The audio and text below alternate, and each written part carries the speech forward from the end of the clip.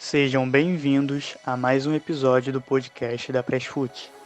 Eu me chamo Alexandre Marques e estarei entrevistando o jornalista Rodrigo Capello, que é especializado no mercado de negócios do esporte. Atualmente, o jornalista trabalha no Grupo Globo, onde ele detém um blog no qual ele publica todas as suas análises e estudos financeiros que fizeram do jornalista se tornar uma referência dentro da área. Fiquem então com mais um episódio do nosso podcast. Bom, antes de começarmos essa entrevista, gostaria que você se apresentasse, falasse um pouco do seu trabalho que você vem desenvolvendo e sobre sua formação como jornalista. Fala Alexandre, obrigado pelo convite. Eu sou jornalista, eu sou formado em comunicação social pela Universidade de Santo Amaro. Eu não sou contador, eu não sou economista, eu não tenho essas graduações, diferente do que algumas pessoas sugerem por causa do trabalho que eu faço. E elas sugerem isso porque eu cubro a parte de fora do campo do futebol, digamos assim. Então, tudo que está no entorno me interessa, seja a parte econômica, a parte política, o marketing esportivo, o direito esportivo, enfim, tudo aquilo que está no entorno me interessa. E um dos trabalhos que eu faço que tem uma certa repercussão é a da análise financeira baseada nos balanços dos clubes. Então eu pego aqueles números todos, aquelas regras contábeis, eu entendo aquilo, organizo os dados e explico para o torcedor como é que está a situação financeira do clube dele. Então, por isso esse tipo de confusão é meio comum. Certo, Capello. E falando sobre esses balanços que você analisa, pesquisa a fundo para trazer aos torcedores, como você diz. Como você lida quando os torcedores, os apaixonados por futebol, não conseguem interpretar esses balanços, muitas das vezes confundindo a função do jornalista, também confundindo os números econômicos apresentados? Então, eu gostaria que você falasse um pouco sobre como você tenta passar esses números para o público da forma mais clara possível para os torcedores entenderem. Eu tenho um desafio razoavelmente difícil, que é o de trazer informação que seja útil para quem está no mercado do esporte, porque eu sei que muitas partes envolvidas, então os clubes, as federações, os patrocinadores, agências de marketing esportivo, advogados, escritórios, todas essas partes envolvidas, elas consomem o que eu escrevo e eu quero que elas consumam, né? Então eu tenho que ter uma linguagem técnica correta. Eu não posso me equivocar em relação a o que é lucro, o que é receita, né? Então tem que ter correção técnica, mas ao mesmo tempo eu estou falando com torcedores que não têm a menor obrigação de saber nada disso, que não tem costume de ler o caderno de economia, nem nada do tipo. Então também precisa estar didático, e isso às vezes até torna um pouco chato, sei lá, porque eu repito muito, né? Alguns conceitos. Então, tem que estar didático, tem que estar correto. O que eu faço? Eu tento sempre me valer de comparações. Então, quando eu vou falar de dívida, eu tento fazer uma comparação com o cartão de crédito da pessoa, para ela colocar na própria vida e fazer um paralelo. Eu vou tentando usar aquilo que o jornalismo indica para a gente, né? De paralelos, comparações, linguagem acessível, evitar termos rebuscados, evitar algumas coisas do mercado, tipo EBITDA. O EBITDA eu sei o que é, eu até conseguiria calcular também, mas adianta eu colocar EBITDA na história, tendo que explicar para o torcedor que EBITDA é o resultado antes de amortizações, depreciações, impostos. Cara, não faz sentido, né? Então eu tento sempre simplificar, manter a linguagem didática, mas logicamente sempre com correção. Eu não posso falar besteira. Entendido. Ainda nesse fio das avaliações que os torcedores passam para você, eu gostaria que você falasse um pouco sobre o levantamento ranqueado de transparências gestoriais dos clubes que você publicou em seu blog no GE nos últimos dias. Eu vi que ele gerou muitos comentários revoltosos de alguns torcedores e também algumas reações partindo até de alguns dirigentes. Eu vi que você comentou sobre isso no seu Twitter, sobre um dirigente do Corinthians, dirigente financeiro, se não me engano. Ele se propôs a ajudar ao Corinthians ter um levantamento mais transparente quando fosse fazer o seu balancete, o balancete do clube. Na sua perspectiva, qual peso tem esse trabalho de transparência dos clubes, de modo que ele afete no melhor trabalho das diretorias? Esse estudo ele surge quando o César Grafietti, economista responsável pelo trabalho de finanças lá no Itaú BBA, eu tenho boa relação com ele, a gente conversa sempre, ele disse, olha, por que você não coloca um ranking para qualificar os balanços, para mostrar quais balanços são mais confiáveis, são mais transparentes? E eu achei a ideia excelente, porque transparência é uma pauta que eu gosto de apoiar, né? Eu acho que no jornalismo a gente pode exercer militância quando essa militância está envolvida em ideias, né? Em valores. E eu acho que transparência, confiabilidade são valores que valem a pena a gente tentar estimular. Como o brasileiro é doido por ranking, né? Gosta de ranking, gosta de lista, tudo o tempo todo. Então eu virei o feitiço contra o feiticeiro colocando um ranking de transparência e confiabilidade, que basicamente é um levantamento com 10 perguntas objetivas, uma delas dividida em mais 10 outras perguntas, 10 subitens, em que é assim, olha, você publica o seu balanço anual na data correta, um ponto. Você publica balancetes com visões parciais das finanças mensalmente ou trimestralmente, mais um ponto. Você publica o orçamento do ano no seu site, esses itens não são obrigatórios. Só o balanço anual é obrigatório, os outros não. Então, para quem publica, pontua e no fim das contas você tem uma métrica ali que é limitada, tem alguns problemas, não são nem de meus, mas problemas de concepção mesmo, assim. Tem algumas questões que são mais complexas que todo levantamento vai ter uma limitação.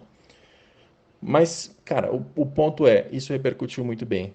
Porque o Bahia, no ano passado, quando fez pela primeira vez, ele pediu para entender melhor, porque ele queria ser mais transparente, estava preocupado com o assunto. O América Mineiro fez a mesma coisa. Dessa vez, o Corinthians, o vice-presidente, perdão, o diretor financeiro me mandou mensagem dizendo que está preocupado com isso, que vai estar mais engajado para conseguir melhorar esses itens. E aí todo mundo ganha. Ganha o torcedor, ganha o mercado, ganha a mídia, ganha todo mundo. Então é um trabalho que eu gosto muito de fazer. Certo. Ao apresentar esse ranking de transparência no Redação Sport TV, você citou como exemplo o Atlético Paranaense como clube que não se preocupa muito em publicar uma transparência de seus gastos e seus balancetes de forma ampla. Como você avalia essa decisão, não só do Atlético Paranaense, mas de qualquer outro clube, em relação à eventualidade dos planos do clube, em questão de melhorar, sabendo que, por exemplo, um analista de fora como você não vai poder ter uma interpretação que possa até ajudar o clube? A gente pode olhar para essa questão de diferentes maneiras. Por um lado, você vai encontrar muita gente que vai te dizer assim: peraí, mas os stakeholders que interessam ao Mário Celso Petraglia, que é um dirigente que, embora esteja numa associação, dirige ela como uma empresa privada dele, né? Ele é um proprietário informal do Atlético Paranaense. Os stakeholders que ele está preocupado não são os torcedores comuns que acompanham o balanço, o balancete e o orçamento. Ele está preocupado com as instituições financeiras, com o mercado publicitário, com a reputação do clube, com o branding e tal. E é uma explicação que ela faz sentido, né? Assim, temos também que ser muito justos. O Atlético Paranaense, ele não se importa em publicar coisas além do que manda a lei. Itens adicionais, como os balancetes, como o orçamento, né? Esse tipo de iniciativa o Atlético Paranaense não tem, mas ele publica os balanços anuais. Os balanços são muito bem feitos, são auditados, eles são divulgados de maneira completa. Então, também não dá para fazer essa crítica tão abrangente assim. E é uma explicação que é válida. Agora, por outro lado, eu gosto sempre de lembrar que o futebol não trata de entidades que são meramente corporativas. Vamos usar essa palavra, espero que você entenda o que eu quero dizer. Administrativas, sabe? Financeiro. Não, você tem também uma parte social. Você tem também uma questão que é uma associação que está representando a paixão de milhares, milhões de pessoas. E essas pessoas, quanto mais elas souberem em relação ao próprio clube, melhor, né? Então, a transparência ela também é importante para atender essa pessoa, o torcedor. Eu acho que é uma demonstração de respeito, até às vezes uma demonstração de carinho. Porque é ruim quando você vira para o torcedor e só pede para ele dinheiro, dinheiro, dinheiro. Olha, compra o ingresso, paga a mensalidade, compra o pay-per-view, consome o produto do meu patrocinador. É assim, consumo, consumo, consumo, mas na hora que tem que ouvir esse torcedor e deixar que ele participe de alguma maneira, nem que seja vendo o que está acontecendo por meio da transparência dessas documentações financeiras, não incluí-lo me parece errado. Então, enfim, uma resposta longa com dois pontos de vista, eu acho que vai agregar mais. Eu tendo a gostar mais do segundo, eu gosto mais de quem é mais transparente, mas eu não condeno totalmente o Petralha especificamente pela falta de iniciativa em relação a alguns documentos financeiros.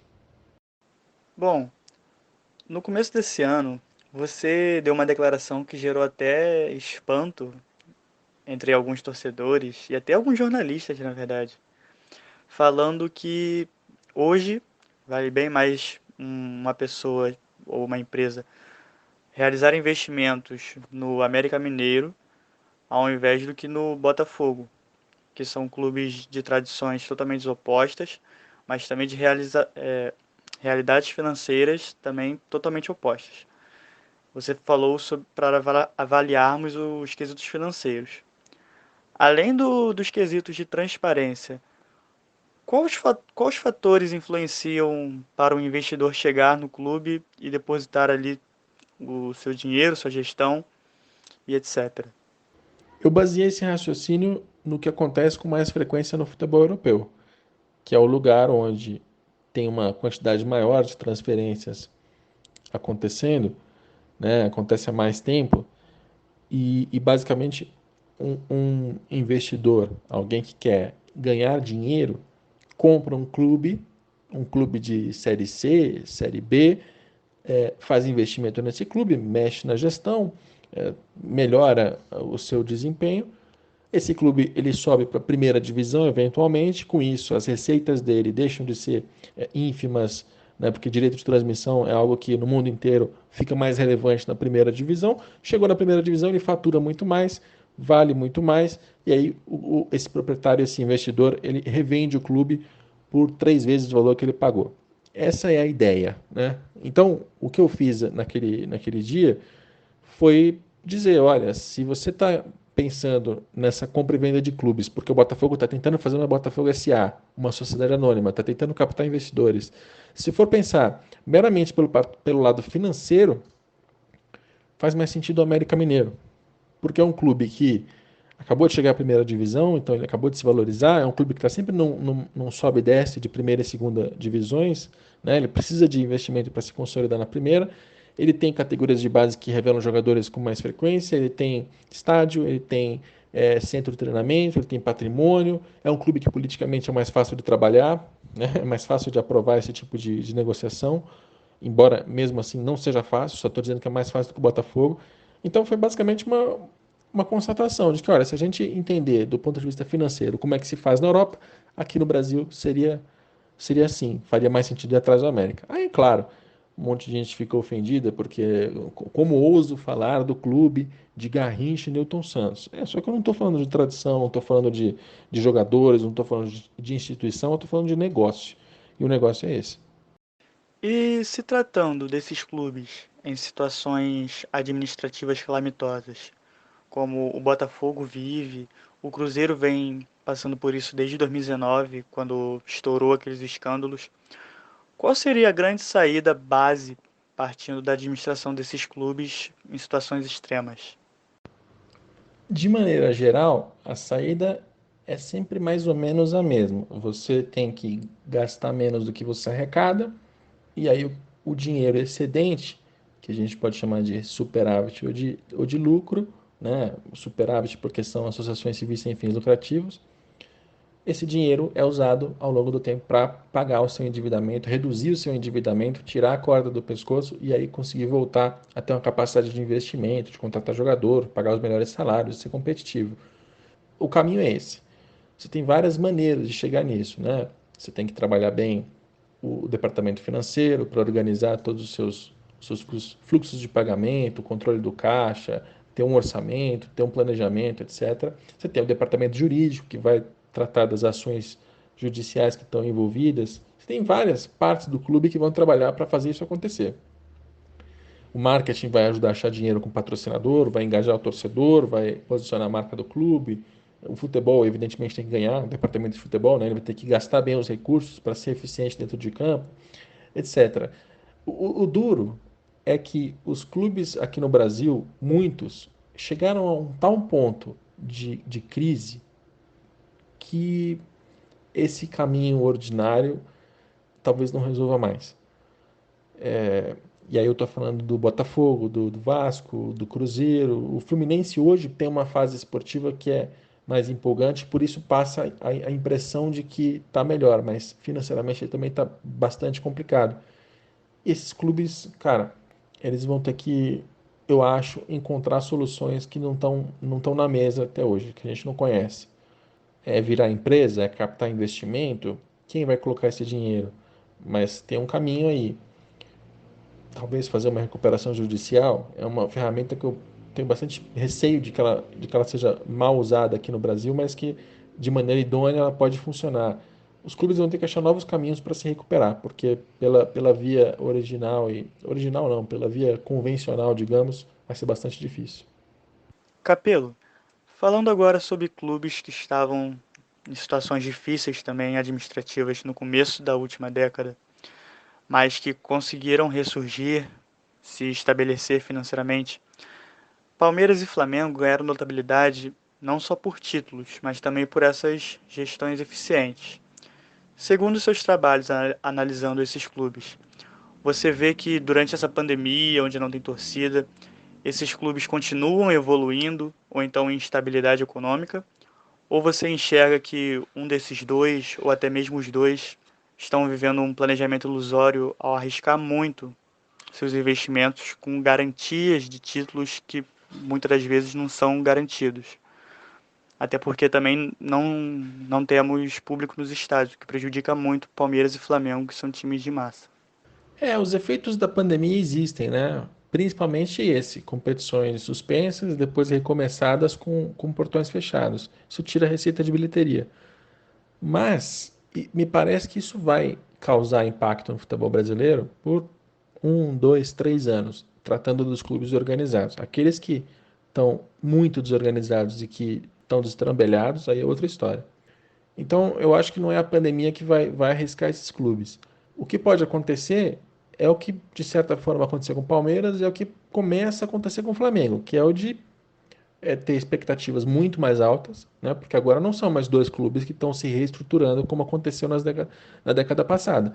São dois clubes que já têm uma capacidade financeira maior, que querem ganhar títulos. Tem torcedor, tem conselheiro, tem associado, tem imprensa em cima enchendo o saco. Então, esses clubes eles acabam fazendo, eles têm uma pressão por resultado agora que é diferente. E o risco é gastar mais do que pode. E aí é recomeçar aquele ciclo de prejuízos, dívidas, acumula, acumula, acumula, de repente acumula mais do que deveria. Esse é o risco que Flamengo e Palmeiras têm que tomar cuidado para não correr.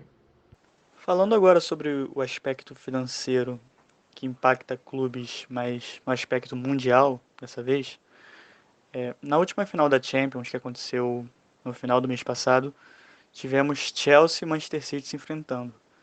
Dois clubes que o Chelsea tem até uma certa tradição na Inglaterra, mas dois clubes que nunca tiveram um grande impacto na Europa, questão continental, como tem tendo desde os investimentos nos dois clubes. Como você vê essa mudança de patamar na Europa, onde clubes grandes também dão espaço para clubes novos, mas com grandes investimentos para lutar? Você vê como uma reforma entre os grandes do futebol através desses investimentos? Um assunto que me interessa muito é o da desigualdade financeira no futebol, né? Porque o que a gente tem visto acontecer no mundo todo é um processo de concentração de riqueza e de poder. Ao longo das décadas, cada vez menos clubes têm acesso a mais dinheiro. E isso vem desequilibrando a competição, né? Você tem clubes ingleses que tinham conseguido desempenhos tais no campeonato inglês e que não conseguem mais. Assim como você tem clubes brasileiros que tinham também desempenho e não tem mais. Então esse é um assunto que me interessa muito. O que eu reflito aqui é que quando a gente olha para o futebol europeu, você tem lá uma nata, uma casta de uns quatro clubes que teriam naturalmente uma condição financeira privilegiada. Real Madrid, Barcelona, Manchester United, Bayern de Munique. Esses quatro sempre estiveram à frente ali naquele ranking, aquele Football Money League da Deloitte, eles sempre estiveram entre os primeiros. Então, estaria entre eles. O que aconteceu nos últimos 15, 20 anos é que apareceram investidores com propósitos alheios ao futebol, né? Porque não está se tratando mais de um investimento de um sócio, de um mecenas, ou então de uma arrecadação baseada na torcida. Não, você está falando do dinheiro de um bilionário russo, você está falando do dinheiro de um Estado, dos Emirados Árabes, que está fazendo parte do jogo e que está colocando investimentos muito mais altos, contratando jogadores e conseguindo desempenho esportivo. Tanto que o Chelsea já chegou a mais um título de Liga dos Campeões e o City conseguiu vários títulos de Liga Inglesa, né, de Premier League nesse período. Eu acho que é bom, é ruim. Cara, é difícil fazer um juízo de valor assim tão simples, né? O que eu acho que é uma realidade inevitável. Está acontecendo, vai continuar acontecendo. O importante é que a gente entenda por que acontece, quais são os motivos, né? O que é que leva eles a fazer esse tipo de investimento e aí tem várias facetas possíveis. Se você quiser aprofundar em mais perguntas, eu respondo algo mais. Como as federações enxergam esses investimentos pesados nesses clubes, como o Manchester City, Chelsea, como eu citei, o próprio Paris Saint-Germain? Você acredita que FIFA e também a UEFA têm fiscalizado de maneira rigorosa, de maneira correta, como esses investimentos vêm chegado? E também como o funcionamento da regra do fair play tem sido essencial ou então falha no aspecto dos investimentos desses clubes?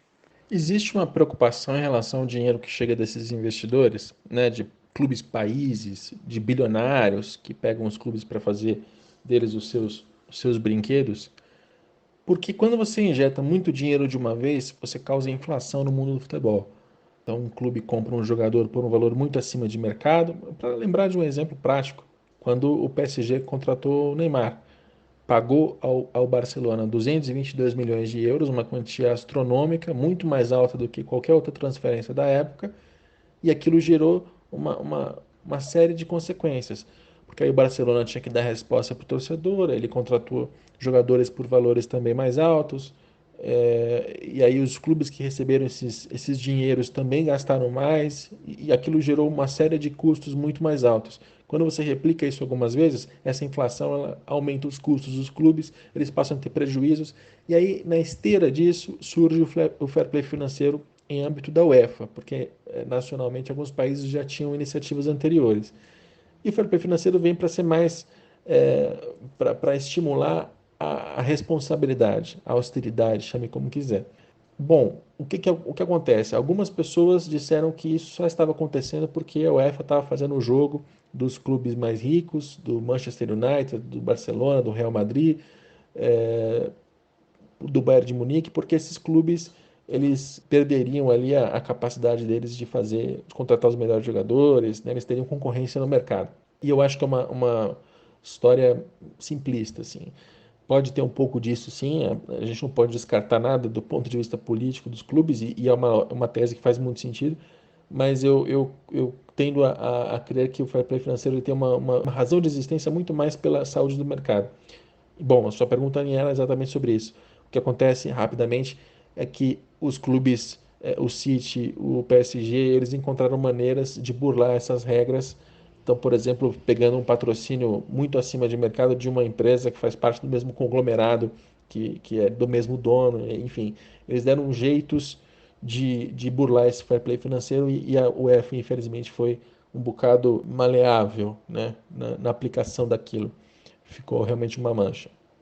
Bem, tratando agora de um assunto quente que vem sido debatido constantemente, tanto nos jornais como no dia a dia das pessoas, sobre a Copa América aqui no Brasil, onde o presidente da República, Jair Messias Bolsonaro, já manifestou seu interesse Eu gostaria que você falasse um pouco sobre o aspecto financeiro da possível realização da Copa América aqui.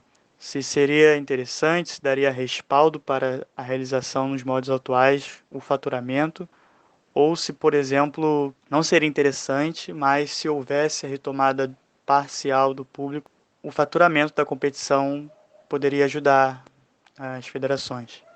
Retomada do público no estádio é algo que eu sou absolutamente contra. A gente não está em condição, na América do Sul, para fazer isso, não é só no Brasil.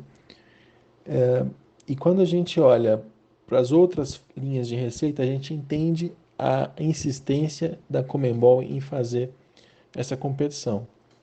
O que acontece? A principal receita é direito de transmissão e alguma coisa de patrocínio.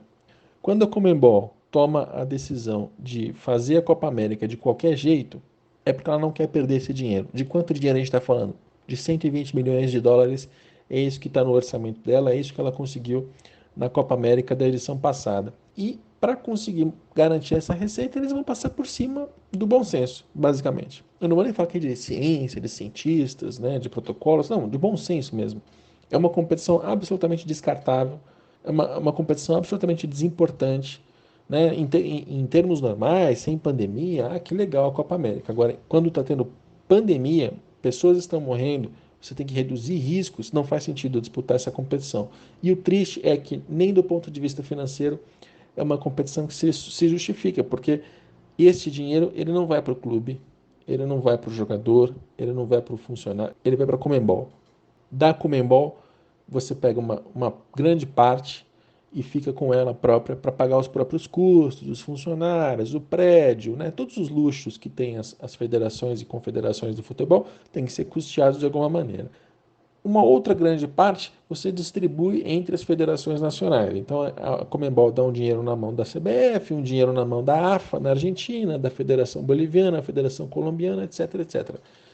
E essas entidades elas funcionam da mesma maneira. Elas gastam dinheiro consigo mesmas e alguma coisinha com o desenvolvimento do futebol.